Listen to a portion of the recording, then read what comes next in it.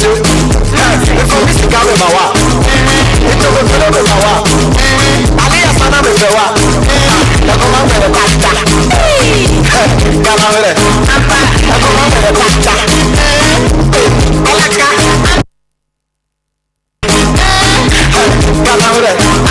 Na koma me pasta. Alaka. Na koma me pasta. Alaka. Kama sindo si ampe bakamba. Osa. Manya fuaje. Manya naiti. Tia pela. Tia pela. Manya fia sweet mother. Yo, mia pela me kendinga. Kama bwana Jackson, tuwa masikasa pia kwa kuta. Mira kao. Bawsi. Mira ulo bana. Before we speak out my wa. Nitolo turono my wa. Aliya sana me wa. Akoma me tata. Kama vile. Akoma me tata. Alaka. Akoma me tata. Kama vile. Akoma me tata. Alaka. Akoma me tata.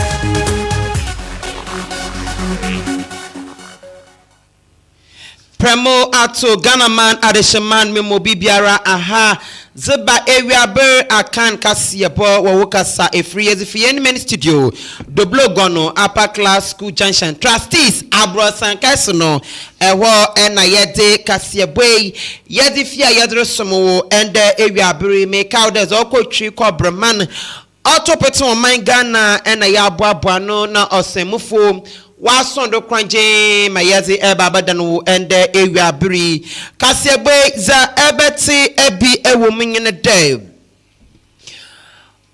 kojo safo akofuna ende wabaka sacha chenensemu afa ne papa ne nhya hodowa oye etuo ansana orko ne saman echir wa ensanfo from so no pre-tertiary teachers association Ewan so why and some trophy shima what the and summer wodo at to Guam. Adisha Samaria resident and the Menuka say, what are the Sazero to pay for him F and one out Quanya Wasa Seni Nara Ewom. Well and suffer from Monsono Brekum, Adisha Wano, Wabono Mantum was so chema. Galam say ye. One man maybe brave and quadro elwon potemwa. No so wakasa atra in the form. NPP national organizer Nana B enso abakasa na ya de nenchemu eba bro and samano ebin me kan wona ya boa no ya bone be down yazaba somo de ewia ber akan kase bo wo wakasa efri do asadan koma Trustees Multimedia Institute Trustees Network Group afeso TM Event and Oakman Motor Center for Trade and one obo in Echidom and de wiabri ma akanka se boy yede esumwo kasa efrido oken Kenya maro sumwo and de wiabri izna mejedo aranyen ejato Kabana. Dadana from Ejatako school time was porcupine. Afe Jebre na Memfa and Samano nature mu emo. Adam Fefo paying them NPP or Sunko Kroko Amayokunu yo onimianfo Harry Nana Boache Dodona Frananebi.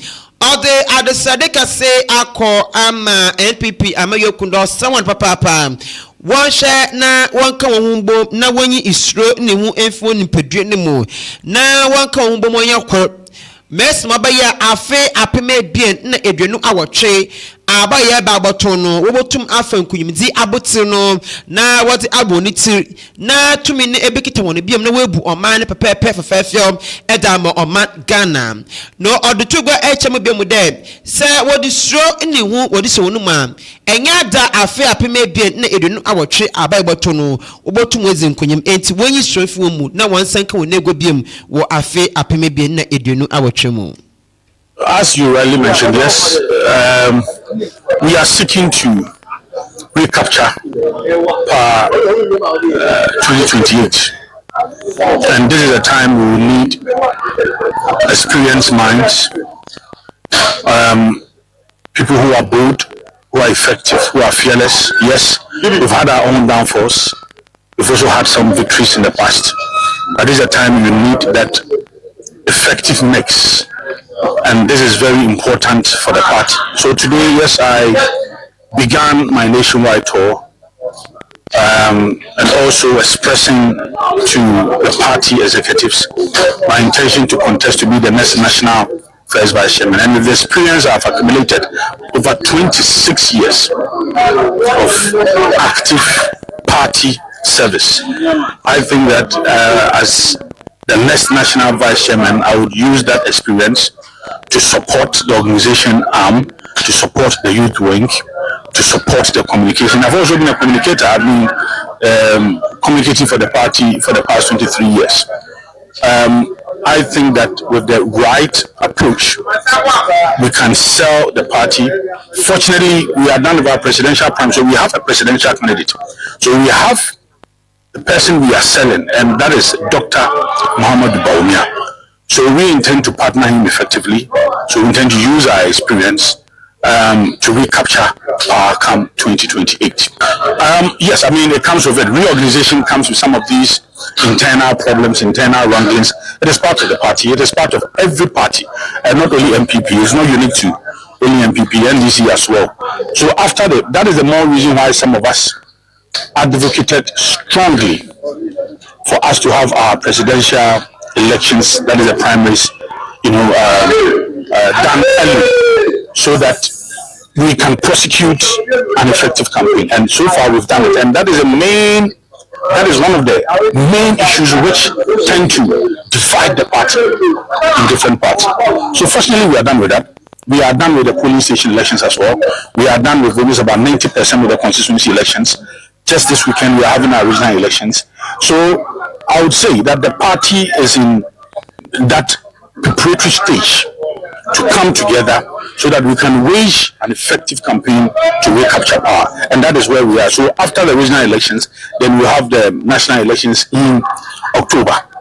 And we have the parliamentary primary. So far I can tell you that yes, we've had our own problems in terms of uniting the party base. But what we have done so far in terms of reorganization, I can tell you that the party is going to be united behind the presidential candidate. We are very much activated for that agenda. Yes, I've told them that they should elect somebody who is very bold, who is fearless, who is active, who can unite the party base, somebody who has the spirit of the party.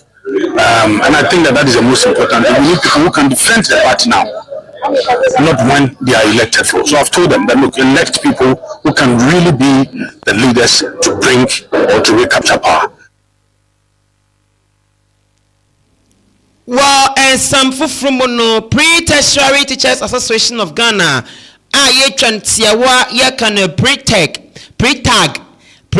and one and what they are the Srade are to abandoning him day. 1 man na watch a bien another in the four pol edu anan. Sir abano and one share oye one implement beer oye 20% under orange moon eduno. Arrest the other abano de mawano. Sabana and share one for the major tech large and could dear gano. Sabana and show for the Mexicana farm when they may radding and coupon. And honors were bought to Fico copper call the crujino. About to be what that abano or send one egg away and also you obey no ye palm. It's no being yet the Mexican the them jet another percentage year are by other moano or the mon urban a day and a watch another way to one juma. Now back from the mabrit one arrest no abandon shank and was some woman the four pol edu anan another na watch a bien so when che the Mexican mona and on the interfico koya rade about to be actually abano. Actually 200 Ghana cedis per month. The Fair Wages and Salaries Commission tells us that they can only give a 10% increment to the digital allowance, which is only 800 Ghana cedis per year. What it means is that 800 Ghana cedis per year. What it means is that they are ready to increase the digital allowance by 80 cedis per year. And this allowance attracts a tax of 200 Ghana cedis. What it means is that they are actually increasing it by 60 cedis. This 60 cedis is per year. So if you divide it by 12, government is actually giving the teacher 5 Ghana cedis per month. This we think that is not fair to the Ghanaian teacher. And we are calling on government. We are calling the Ministry of Education, the Ministry of Finance, the Ministry of Employment, Fair Wages and Salaries Commission, Education Service, to sit with us to resolve this matter, to prevent any industrial unrest. Oh yes. Moving forward, the President of the Republic, His Excellency John Dramani Mahama, when he was a candidate in 2024, met with us, the teacher unions. As we sit here, those of us that he met with us, we are still here. And he made 2 major promises that if we give him the support and he wins the December 7, 2024 elections and become president on 7 January 2025, within his first 6 months in office, he is going to implement for us the deprived area allowance, which has been on the drawing board since 2009. He is also going to see to it that promotion of teachers from deputy director to director 2 and to director 1 are no longer tied to positions, and that teachers can rise through the ranks to the highest rank of director 2. A big applaud we gave. Thankfully, the election went the way we all expected. His Excellency John Dramani Mahama became president. And indeed, he mounted a number of platforms to still continue that promise that he will get it done. We are aware that his office directly wrote to the Public Services Commission to make sure that the scheme of service for the Ghanaian teacher, pre-tertiary teacher is done. All this has been done, but we are bringing it to the attention of His Excellency the President that the 20% deprived area allowance that he promised for the Ghanaian teacher has still not been implemented.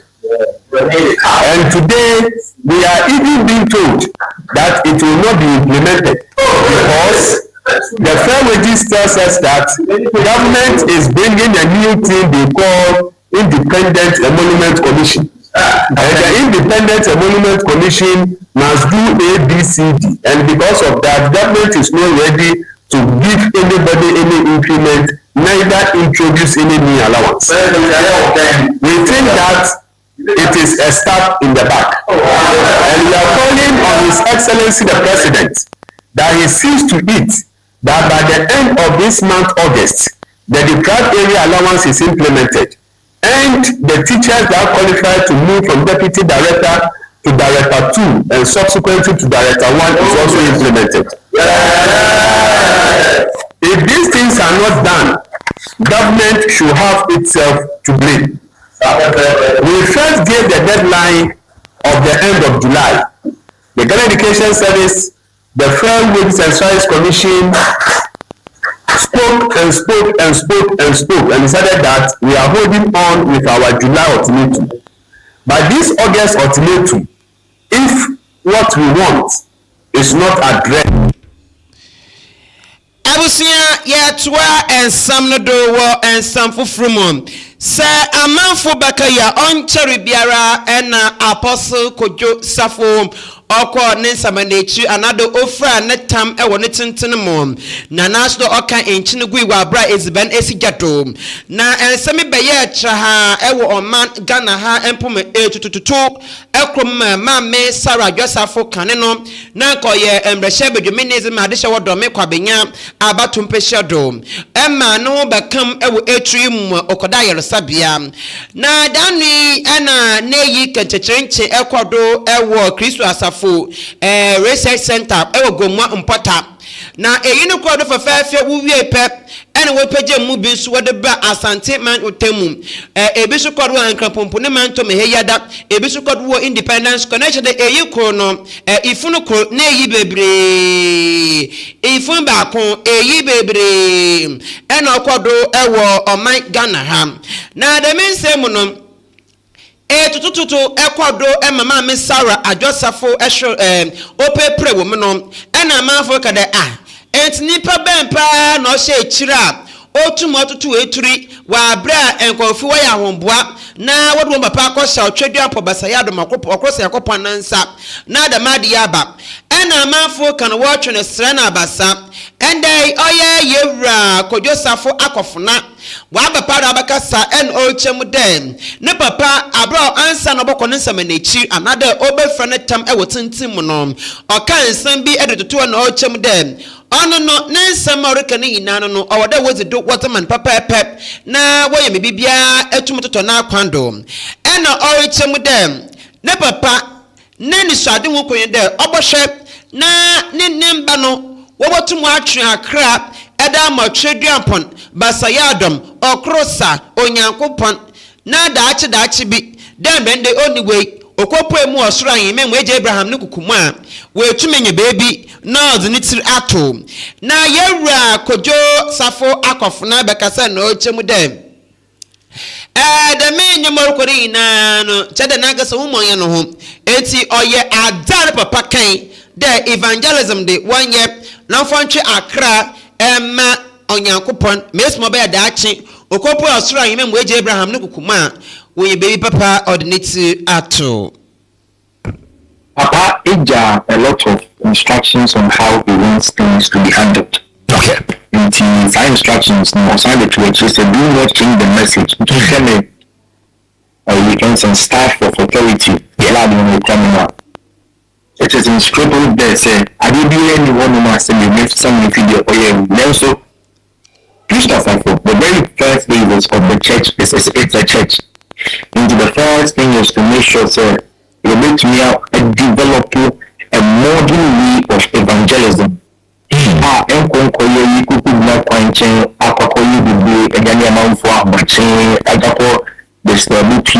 but the new way and a new style of evangelism be able to be a system a bit me actually said the enabling preachers of your pastor of but we don't have anything to hide. I sorry as any we are sorry our beliefs are the same as any but we believe said Yamiso will be person is so many subai eso. If it's a seminar assembly, not assembly only young couple and now assembly the Daniel for now. The now is you and I. Into everyone there it will be said. When it will say only a name is so, we subai eso. Issue I said it's a little do about him. Which is a issue of one. Oba suban bon wobia ene ye sebte yesu e suban ye And I say, what's the Subaya and yet Edia, any be at times, I really was my papa. Pesa believe that we have no. We have always believed in one thing, so practical Christianity. Na ebusia nechi no yewura kojo safo akofna sanso kase biem eno de to go chem de za okrodo ne de ewo eyiye no mu no no kwad wo menka na nwa ngem kura ne papa nsan fata de dem na nkodo oban nanso obasre ganafo ose ne kotodwogu fom bible na ka ma ya ate ase de premu ka obona eyoro no kwafo de be chewe nti endei we budu ganafo nyim da na ono de onfa ne kotodwo no fungu fomen no onfa ne sakontu ne sayem no mpa ganafo chop wo ada okrodo ewo ne pepe na yi nim nyina no so de ganafo abegi you pardon madekuku won kpabo fa won fa chayen dama ena yewura kojo safo de fa na akofna no ne semor kantu endei ode chopa anum wodru anum ya dzenpa ena ode magana for se won pa ne chopa upon chopa papa Ija a lot to be kesi with the pantala fully na chow for 7 years kesi ya yebu meja any para so yan semoro to abontino he doesn't deserve this na mimi bila han che kusemo kesi en che fe wi na ye na no yan fa en che na yingira study so na yakwa so I knelt down in front of almost 12,000 people to 15,000 people and apologized on my knees. I told the whole church said the apostle train of Kubia when one of them enter. The man deserves more than this. And said we na mfanchame pale mwa mwoshi ngini na dala kuna kujapofna and then now for na say amucho mfanchame na ebushedia no said we say even it makes it look or make it show so we have blood and water running through our veins. To err is human. No matter how great the person is or what kind of family you come from, you're still human. Into Bonia, Udia, and don't you to do so, Bonibu. Into no punching now. And once India, a family, you once in the best of them, to me for a while they are and to get and Ohana. Na owura kojo safo dodo na bwana mrane wason nsamrane pa de akofna ono ene wochim de oye panipa oda Kristo asafo asono na etene kan ode nanim nsama na de ochacha nsemu ere chansam trofo won sama hodo agwa akodo ewo oman Ghana nanuara yantwa kasiebo no do make out de ewiabe akan kasiebo no wasugodo eritei Yosef Men studio ewo do blog no upper class school junction trustees abrosankase no eho ensami Yosef ya yedresom wo ende ewiabe yatwa ensam no do yekopemu ewo sefiwi oso abatumpe da embebu no wondom frefo edeme NPP osunkokroko amayoku no onemiafo Benadamte dodo na afa ne 212 no ana 212 no odabotugwa echem dem na se yehwe ho na tetia embebu no worefam omanga na ha oya tete pa enkankan enwuma oni Ghana ha no adwene pa nanso wo afi apeme bie na edwenu anano Ghana man panyin Yewura Yohani Dramani Mahama abro gbo no ntoa anado oye ne campaign wo man Ghana no obehye bode soba obohwe amembebu no wo man Ghana ha wono wunyi edwuma ye no wa mo na edwuma ye meso woboa ama 24-hour economy no wo tuma afanta papa Efram nanso bapem de mabre onya da man panyin Yewura Yohani Dramani Mahama we tuma ezine bohye do kra we tuma aboa emende edwuma bia be edwuma biere nyiwa wa ba membebun eto am 24-hour economy no or ka bi bit sister wa atonsum enti azsede ka se parado kwama abande ne bosha ohye no onhwe na onudu no na ka do 24-hour economy no ode baba share a 24-hour economy market here almost here. Said you the papa who here and change gender 111 hospitals now you are another start here went to the area. Who said papa every let's go DC market complete 111 agenda 111 hospitals now. Already hospital be operate 24-hour service. You can nurse for doctor for cleanliness. Said uncle be a 111 hospitals. So I need to a boss with the share no say oba you been 24-hour economy. Ejuma baako shift nyansa performance. Anka you say a policy via anka beboa ama ye mobile no omoba asesa sabio ombenya ejuma aye. Eko 2 years ni. So you who be visa employment a big issue say see am no kase. Come a businessman day in day out. I'm not do eba the social ejuma ba ye unya mano no. Ebi mana ana ya asefem. So we mobile oko ejuma ye awonya bi a okotena fi. You a day and obey man sans why dey. In fact, Osha promises we na Ghana modern Inya Bujidi to Abama Ira John Dramani Mahama. Oh, here to say na Papa say, yay, and modern Assem and Yanasem. We are to get a chima nurses for a demonstration. You know, Madrian giving the police for Huna and Maduni. In fact, as a friend promises are a young Eddie Emma Maduni to Abama and Mr. Only so my.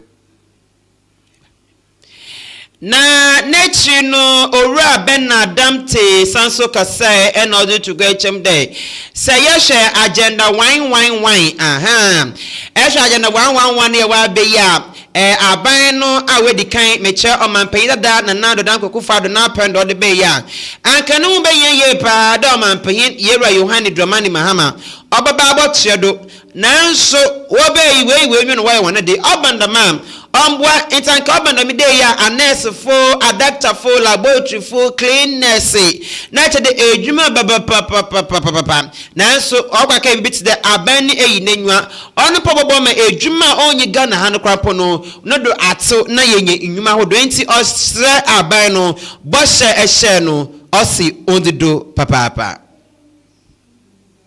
share a 24-hour economy market here almost here. Said you the papa who here and change gender 111 hospitals now you are another start here went to the area. Who said papa every let's go DC market complete 111 agenda 111 hospitals now. Already hospital be operate 24-hour service. You can nurse for doctor for cleanliness. Said uncle be a 111 hospitals. So I need 24 hours. The nurse is one to be to Nafa. The doctor is one to be to Nafa. When you dey purposely market said you go back to US for market you do market day 2 times a week Tuesday Fridays after that ya tutu as a market no said you the business Zara into the jam said there be a market from maybe and influence for papa bi to set yanka the agenda 111 hospitals and kede ma ya nti minia and the problem come dey rate here let's say we are in Dramani Mahama gidi amadu ya wo ni no in madu no say gidi no edigo gidi ti esre no mfie no nu akan mwa the promises of car and you hear me say 1 job 3 shifts 3 people no about Yanko ensam fofromo na yekope mu ewo brekuma adehye wo brekum wo bono mantomu ewo so wada desrade ena wodo to aban na nimpanyimfo enyemede beya enfepepepepepe ni wane ekwan ajegon ekwan no abaye bonyo ekwan na abaye piom afen so eba na galamse ya onipotitru galamse no ewrade nyakopon galamse na agi baby afa waye brekasa jamedro fitiko tiaba no na ho agi efiefie mu pa nti galamse na afa baby adam emende yekesei woni su sama wonum so wonum ni ina no waje gon galamse na ase no eti woye che no mu yedene pa ene wode chepe for them what's one modern payment na wonhwe na wunsan na galamse na ori se wonunsu na wonnsama ewo krom wa mende woni ekua ma na da woni efu mu nzama ni ina no dodo na no waje nsema wa yenuhia onye ye. The people of Bekum have a peculiar situation. We don't have enough lands, neither do we have water bodies. And looking at the nature of our community, we have to rely on the lands and the water for everything that we do. In the year 2022, there was a company that applied to mine here, and it was discussed at the Bekum Traditional Council By then, we had Omahime Dashepe Dr. Makwadiawu, who was the president of the Bekum Traditional Council, and at that meeting, it was agreed that Bekum was not ready for Galamsey because of our peculiar situation, and nothing has changed. Then we learned last year that some companies were coming to mine at Benkasa. We tried to stop them, and then there were other companies who started mining at Abomaso. These have caused some considerable damage and devastation to the lands at Abomaso and its environs. Now, if you go to Abomaso, people who are involved in vegetable farming are not able to undertake their farming activities because of the galamsey that is going on within those areas. If you see the kind of water, the color of the water bodies, then I think this is an example. People cannot use it for anything, and that is something that would not benefit Bekum. Abusia yantua kasia bonodo yanfa yenyenchemu wo ensam fofromo wo akan kasia bo yede esmo ende ewiabrem yede nyetwe ensam fofromo a adehya wo Samaria okrom wo bibi se jata Samaria yimudi ndie Samaria ewa Mfantama municipality and Mfantama Kropon mu wo emfifune mantomu wo de adesrade eto mpanyinfo enyim dem sesia ne beye mbrika krani wono kwan atete apansampa and sesia de abato afa na abato wa atwo wo efim abatum de kopum de mpanyinfo wobohwe ai wono kwan no eda amon sampanyinfo anya kwan na amon na enya da wobohwe na wato aba na Adam Afezi ono ye acting elder de Samaria onye samchofo ka say in order to go ejemde mpanyinfo iwe nwa amon won kase won wonfi won kura mpode cheda why de wonyim won kra say mpanyinfo nyim won da ena won so wonyim mpanyinfo no abaye botu bia no enyaza botu aben because me dey empanyinfo no wo bohwe wayo no kwan amon se da kwan no watete apansam abobor emfi edu ene nachi bepin the mabre in the imbobiara embem wodo su ana de srete ene wodo tumpanyinfo nyim et wodo fa na namat na nkonyafo a wo Mfantaman ena mensin crop na banka chipen no ho ena afa so embrehye bedwemeni a owo kromwo there was someone pa empanyinfo no why there sabi webubu nduegu na hwema ze work bia no want it was say one momode na wongina mu emboa wan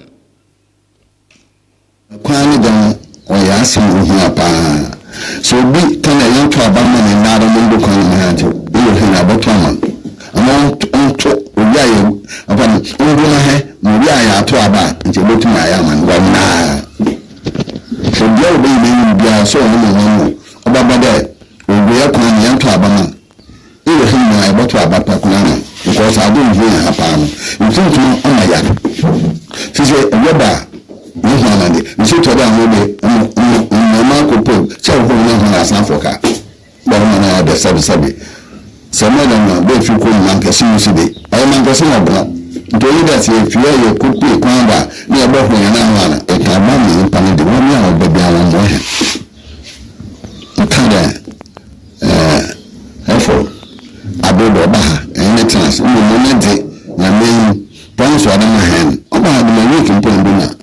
Kofo wadi npa yere ban onso ihwe hansusan yele kasa ma ba ya portan kasebi sisi nyehia nipa de yade bo ho a nti ina ma chi na wabai eni sabe wabe nti wado nya chance ya fo ho a waba ma yeso eto yehia sam in fact ya fo ho ma obi na ya kase se ya kan odi ni hampi ya sam na nti kontif yara ni ya atwe ya sam na ina chiba ya fa asama na no so de kwani e fa na anago suma baba e bia ya na ye nti ya bi na fi e wa farbo afarban e ba san fa mpi na msi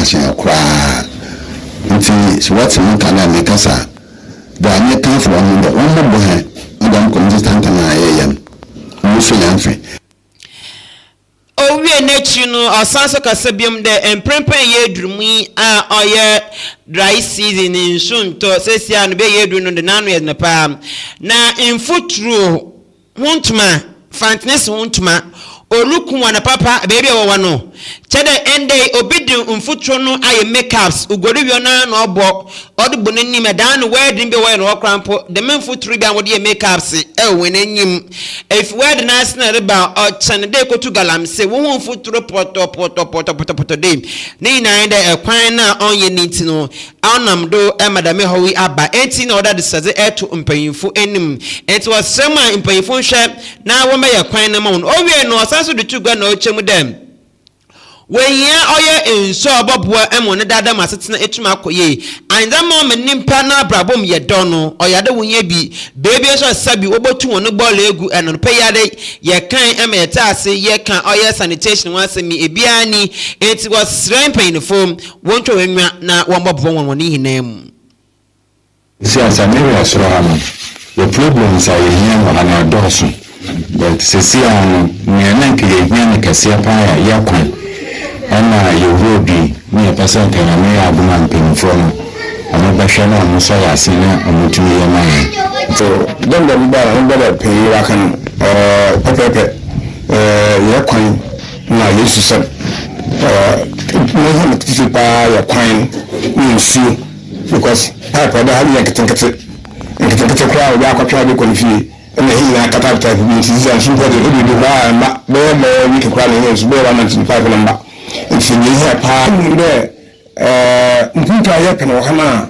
ola bo he me mpuntu de ban ya na bon ne me do ma bon ala o kenkan nas me ya pa ne cho o mana yetu hi na na ya pene ye nti o pene o ye bi o pene ni fi o mo hwe do wo si krenkrede ampa but kwan so huhia nsu huhia iza da wo huhia su e kwan ni sa mfutu bogu afensen ti kompana wo ye ni sa sa so le kokko nti mama saka chine na inde omomati ya no twene chi no hwede ya kwan ni susam ya wotuma akwaluma na so ya bana ba na wotuma dum kinya bia patona sida yo dem ya ba mesma motuma akaka so yire fimi pembe bi na ya twempenfu bi motuma aka mu bi dem start fear akunas no time ya ensaga no laba efensan kwase from no futa ni mobi wastate awo ya na fufu antama nkofu bon bi so wodi le kafine semi so aba fufu asen aba ma yemc yemp enti ko ba foli na inde wo no sisa wo ni sisiale no nti no bi ni ya ha wi na inde wo mo bohe na da mi ha na ho ofu ya so no so wo to ahano onfiri wono do na wahunto wona ha na mbreba makwan mameze anop ewiabe akan kase bono medebesi amo asada enkoma Oakman Motors TM Event Trustees Multimedia Institute Oakman Motors and Afenso Center for Trade and Trustees Network Group. I want to make dom and they will be ma akan kase bono meze babadan wo workers are free. Asada enko enfama Yabote Bot Nation and ono enotemu etum ewa TikTok emenye bi share enye bi te YouTube ni nano ye stream live on Facebook baby all social media handles ni Trustees Multimedia Radio and that's the TM Radio and TM TV ni nan ye stream live ewo ho bomadan na hwen na tinyen me we funi fia ha agudi munsam na yade tuedo amo enti bomadan na stake and stay tinyen na yen somsompa okenkenia musomo wo ende ewiabiri isn't mejedo aranyana ejata kobana dadona from ejata kokko school time was porcupine meme wayina mo mesansu mote memo hwa adehye mackerel